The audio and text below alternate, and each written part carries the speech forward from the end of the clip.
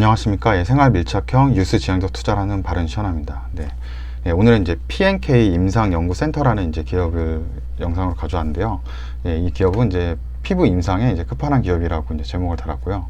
왜냐면 정말 끝판왕이더라고요. 그래서 보니까 우선 이제 요청 자료인데 이제 라운피플에 대한 영상 보시고서 이제 윤성님인 것 같은데 P&K 임상연구센터도 좀 분석을 해달라고 요청을 하셨고, 여기가 이제 신규 상장주인데 영업이익이 50%가 나온대요. 그래서 영업이익이 진짜 50%가 나오기가 쉽지 않거든요. 이게 이제 매출이익에다가 판관비 빼고서 이제 이게 50% 되는 거니까 굉장히 이익률이 좋고, 보통 이렇다 그러면 시장에 독점적인 지위를 갖고 있지 않는 이상 이런 영업이익이 나오기가 힘들거든요. 그래서 이런 지금 영업이익을 가지고 있고, 또 사업 확장 계획도 있다고 하는데 시장에 좀 관심을 좀 못 받고 있다라고 해서 요청을 했다라고 하는데, 일주일 전에 요청했는데 지금 이제 보게 됐고요.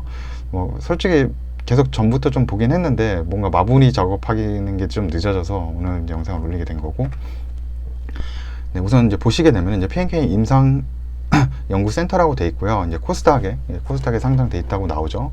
2021년 2월 18일 기준으로는 29,000원 정도 하고 있고, 회사가 2020년 9월 달에 이제 상장했고, 상장 당시에 이제 31,800원 정도 최고가 이렇게 했다라고 9월 11일 최고가 됐는데, 그때 대비해서는 거의 10,000원 정도 지금 떨어진 거죠. 1,900원 정도 떨어졌으니까 한 30% 정도는 하락을 했다라고 이제 봐야 되겠죠. 29,000원 정도니까. 그리고 회사는 현재 이제 시가총액이 1,568억 정도 되고 있는 회사라고 합니다.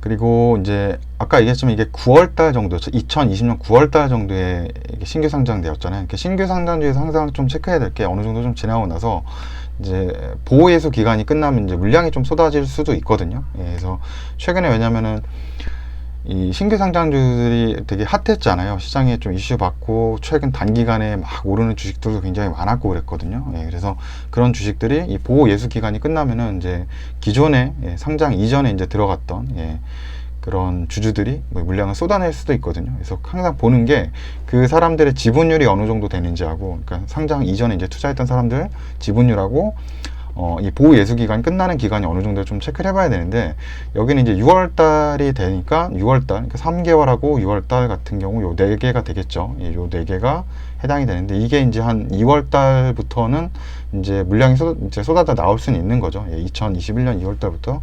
근데 생각보다 그 물량이 많지는 않다라는 거죠. 그래서 그렇게 위험하진 않을 것 같아요. 만약에 이게 막 몇십 % 되고 이런다 그러면은 문제가 좀 될 수 있겠죠. 상장 후 막 6개월이 되는 시간인데 여기에 한 30-40% 정도의 주식이 돼 있다 그러면은 그 상장 전에 공모 가격 대비해 가지고 얼마 정도 이제 되는지를 봐야 되는데, 그거 대비해서 지금 더 만약 떨어져 있다, 많이 올라 있다라고 하면은 차익 실현을 할 수 있으니까요.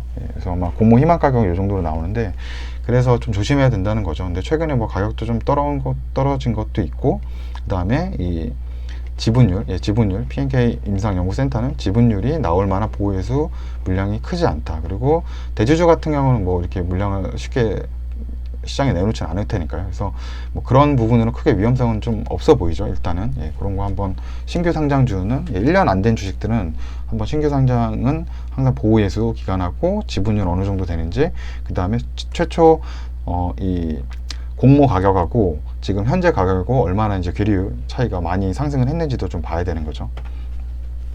그리고 이 회사에 좀 들어가 보니까, 이 회사가 이제 뭐 하는가 했더니, 일단 피부 임상이라 그랬잖아요. 그러니까 피부 임상을 하더라고요. 그래서 이 게시판에 가보면은 이제 피부 임상자들을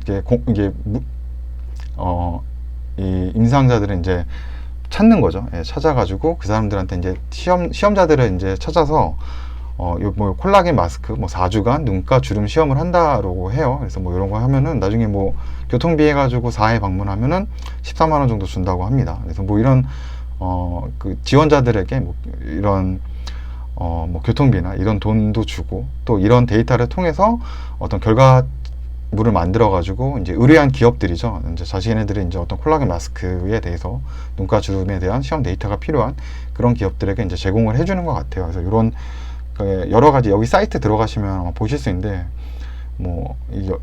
알바해도 될 것 같아요. 이런 거.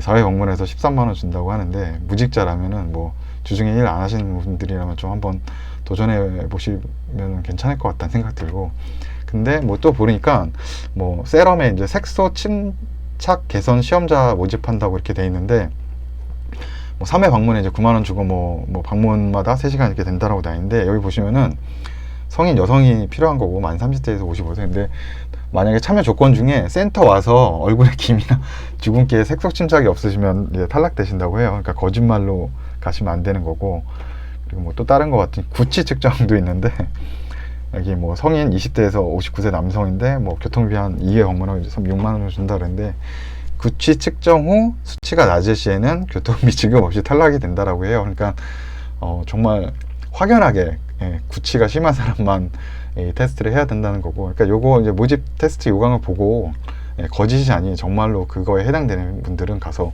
한번 뭐 참여를 해보면 교통비 정도를 벌어올 수 있는 알바를 하고 있는 거고, 그래서 이런 사업을 하고 있구나라고 있는 걸 알게 됐고요.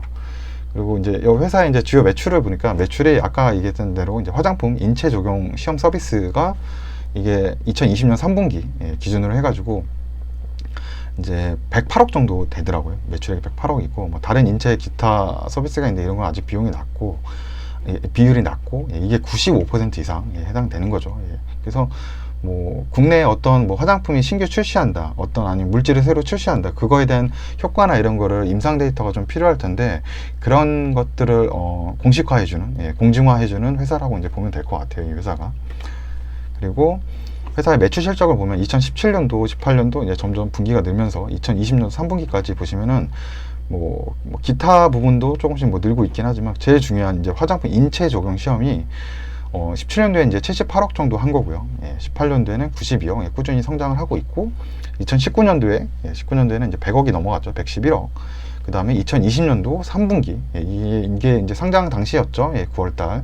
그때 이제 3분기 만에 이제 108억이니까, 이게 올해 이제 4분기가 남아있는 거, 죄송합니다. 2020년 4분기가 남아있는데, 108억 정도 했다라고 하면은, 뭐 이래저래 뭐 분기당 한 250억 이상을 한 거니까, 뭐 2020년 전체 매출은 뭐 한 1,300억 뭐 조금 안 되거나 뭐 그 정도 수준까지 되지 않을까, 이런 예상을 해보는 거죠. 그래서 매출이 굉장히 계속 많이 늘고 있다, 라고 보시면 되고, 그래서 매출이 계속 성장을 하는 회사라고 이제 보시면 돼요. 그래서 여기 보시면은 이제 네이버 금융위에 보시면 시가총액이 이제 1,568억이고요. 2021년 2월 8일 기준이고, 영업이익이 계속적으로 이제 늘고 있는 모습들이 보이죠. 그리고 2020년에는 2020년 예상은 77억 정도 된다. 그리고 2021년은 98억, 2022년에는 이제 135억 정도 되는데, 여기 밑에 보시면 더 놀라운 게, 이 영업이익도 중요하지만 영업이익률이 굉장히 높다는 거죠. 영업이익률이 높은 얘기는 같이 밑에 한번 보면서 얘기를 하기로 하고, 거의 뭐 45에서 뭐 50% 가까이 되고, 뭐 여기 예상으로는 뭐 45에서 영업이익률 49%, 뭐 50%, 52%까지 더 늘어난다라고 지금 돼 있고, ROE도 20이 넘어가면 굉장한 거거든요. ROE도 자기 자본 대비 수익을 보시면 26% 되는 거고, 뭐 25% 이상을 하는 거니까 굉장히 이익단이 굉장히 좋은 회사다라고 보시면 되고, 보통 이런 회사들은 경쟁회사가 없는 경우가 많아요. 시장 지위를 굉장히 독점적으로 가져가기 때문에, 경쟁이 없기 때문에 저렇게 영업이익률이 높게 나온다고 이제 보시면 되거든요. 그래서 이렇게 보시게 되면은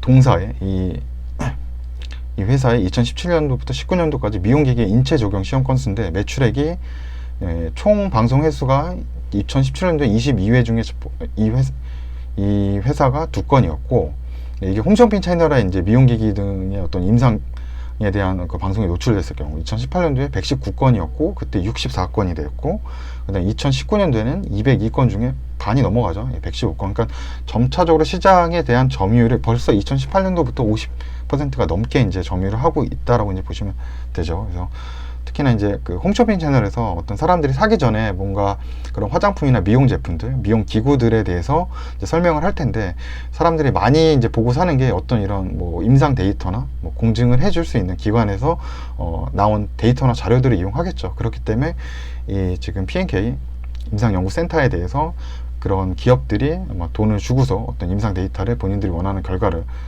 만들 수 있게끔 요청을 하겠죠. 이런 자기네 이 샘플 제품에 대해서 좀 실험을 해달라고. 근데 그런 시장 수요가 점점 이제 커진다라고 보시면 되고요. 왜냐하면 화장품과 뭐 미용 기기 이런 시장은 점점 커지고 있기 때문에. 그래서 이 회사가 또 아까도 얘기했지만 왜 그 50% 이상의 영업이익을 유지할 수 있는 거는 뭐 인건비 외에는 별다른 비용이 없는 거고요. 2019년도에 보시면 100억 넘어갔잖아요. 매출액이 100억이 넘어갔는데 인건비가 34억 정도. 그리고 지금 2020년도 3분기에 30억 정도 되는데 아마 130억 정도 나올 것 같고, 뭐 이렇게 된다면 뭐 인건비 한 40억 정도 될까요? 이제 한 10억 정도 더 붙는다고 하면. 그러니까 그렇게 된다 해도 뭐 인건비밖에 드는 게 없는 거예요.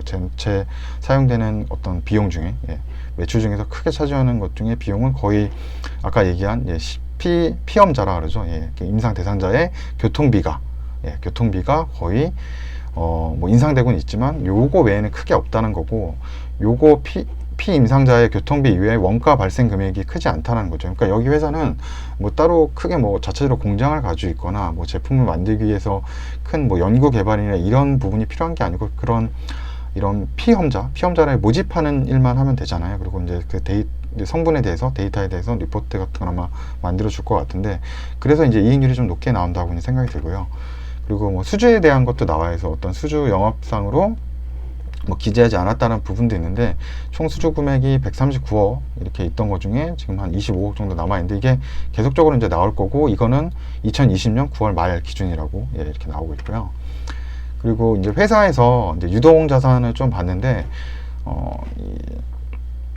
합계 일단 합계 한번 보시게 되면 이제 자산 합계가 이제 올해 3분기 때 349억이고 작년도는 198억이었는데 한 뭐 150억 정도 늘었다고 할까요? 이제 어떻게 많이 늘었나 봤더니, 여기서 보통 이제 뭐 정기 예금이나 뭐 예금 같은 걸 좀 많이 드는 것 같아요. 기타로 이렇게 뭐 그렇게 뭐 금융 투자를 좀 한다라고 이제 보면 되죠. 근데 뭐 예금이나 이런 쪽으로 아마 투자하는 것 같고, 그래서 뭐 이 앞으로는 아마 순이익단에서 뭐 영업 외 비용 같은 것도 뭐 이자 비용이나 이런 게 이제 이자 수익이 들어올 수 있겠죠. 그런 것들이 좀 아마 생길 수 있다라고 좀 생각 들고요. 그래서 여기 이제 보시면은 이자 수익이 이렇게 잡혀 있잖아요. 이런 부분들이 계속적으로 좀 늘어날 것 같다라는 생각 들고, 공정가치 금융 자산이라고 요거 나오잖아요. 요거 이제 계속 바뀌게 되는데, 요게 이제 이렇게 투자했던 상품들의 이제 공정 가치가 뭐 어떻게 변하는지, 아마 그런 것들에 따라서 이제 좀 변동이 아마 있을 거라고 생각됩니다. 그러니까 회사가 지금 뭐 현금이 굉장히 있다라고 보는 거죠. 왜냐하면 현금이 있으니까 저런데 또 이제 투자를 하는 거겠죠. 그래서 제가 솔직히 회사 이거를 이제 초반에 하고 별로 그렇게 크게 뭐 이렇게 조사할 만한 게 제가 전문적인 뭐 지식이 있는 것도 아니고, 이제 궁금한 부분이 오히려 많아서 좀 회사 이제 주식 담당자나 좀 이제 이런 걸 답변을 해줄 사람을 통화를 해가지고 좀 얻어내려고 했는데, 오늘 제가 영상을 만든 이유는 솔직히 못 얻어냈고요. 근데 제가 하고 싶었던 질문이 있었는데 계속 이제 담당자가 이제 뭐 지금 자리에 없더라고요. 뭐 회의 중이거나 아니면 뭐 다른 일이 있어서 통화가 연결이 계속 안 돼서 뭐 언제까지 기다릴 수는 없으니까. 그래서 원래는 제가 좀 궁금했던 게, 이 사업 매출이 그냥 에이전시 수수료라고 받는 거라고 보면 되는지, 그냥 사람 이렇게 피실험자 그런 분들 모집해가지고 어떤 이 의뢰 업체에 받은 그 제품에 대한 뭐 보고서나 이런 거를 뭐 제공을 해주는지도 궁금하고, 아니면 그냥 결과치에 대해 사람만 모집을 해주면 이 사람들이 그 업체에 가가지고 실험을 받는 건지, 정말 그래서 에이전시의 역할만 하는 건지, 아니면 이 회사로 와서 이 피실험자의 샘플까지 받아가지고 이 어떤 그런 임상 보고서를 직접 만드는지, 뭐 이것도 좀 궁금했었고, 또한 이제 두 번째 질문은 이제 장비나 공장이 이제 필요 없는 사업이잖아요. 그러니까 뭐 이익률이 계속 좋은 건 맞는데, 뭐 앞으로 뭐 회사가 더 어떻게 뭐 직원이 이제 필요한 부분들이 있는지, 현재 직원 수가 어느 정도 되는 거랑, 그리고 앞으로 뭐 채용할 부서가 있는지, 그리고 인력을 어느 정도 채용할 건지, 이런 게 회사 확장 부분이라고 볼 수 있겠죠. 그런 게 좀 궁금했고, 뭐 해외 쪽에도, 그러니까 국내에는 아마 충분히 의뢰를 받을 것 같은데, 화장품이나 뷰티 업체 만약에 해외 업체한테도 뭐 중국이나 동남아 등의 어떤 사업을 의뢰받고 있는지, 그리고 해외 지사를 뭐 설립할 그런 뭐 생각이 있는데, 사업보고서에 이제 뭐 중국 쪽인 뭐 어떤 지사나 이런 얘기가 나왔는데, 뭐 그런 게 만약 논의가 되고 있다면 뭐 어느 정도까지 되고 있는지, 뭐 사세 확장, 사업이 확장될 수 있는 부분에 대해서 좀 알고 싶었고, 세 번째는 이제 주당 이제 순이익이 이제 2020년 기준으로 이제 1,000원이 넘어갈 것 같거든요. 근데